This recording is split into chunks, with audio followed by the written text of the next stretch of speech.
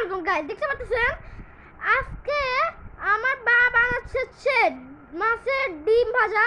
তো প্রথমে পেঁয়াজ কুচি আর কিছু মরিচ আর কিছু ধনিয়া পাতা, তারপর আমার মা দিয়ে দিল কিছু হলুদ গুঁড়া, তারপরে কিছু মরিচের গুঁড়া, তারপর ঢেলে দিল কিছু লবণ, তারপরে দুইটা ডিম ঢেলে দিল আমার মা। তারপরে টাইম এগুলোকে মাখার। তো চলো এবার মাখবে, ডিমগুলোকে মাখা শুরু করে দিছে আমার মা, দেখতে পাচ্ছেন। তো এখন মেখে নিক। ওকে, মেখে নিয়েছে আমার মা। দেখতে পাচ্ছ কি দেখতে লাগতেছে। ভাজি করার পরে কেমন লাগবে ওকে প্যানের মধ্যে ছেড়ে দিলাম গরম গরম তেলের মধ্যে। এরপরে দেখতে পাচ্ছ এখানে ডিমটা হচ্ছে। এখন আমরা ঢাকনা দিয়ে চলে যাবো 2 মিনিটের জন্য।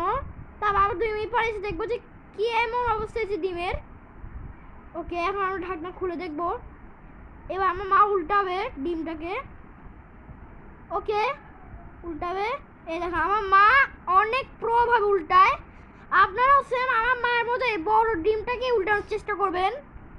আমি শিওর আপনি পারবেন ইনশাল্লাহ। আপনি একদিন হলেও পারবেন, আপনি শিখেন পারবেন আপনি। তো দেখতে পাচ্ছেন আবার ঢাকনা দিয়ে দিল, ঢাকনা দিয়ে আবার খুললো।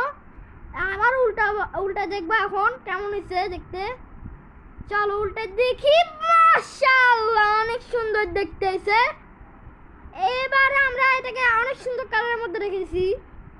এইবারে পালা কাট করার। এবার কাটাকাটি শুরু করে দিছি। ওকে, আমরা একটা প্লেটের মধ্যে ঢেলে নিছি।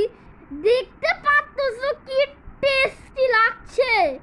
তোমরা এই রেসিপিটা ট্রাই করে দেখবা, তোমাদের অনেক টেস্টি লাগবে খেতে।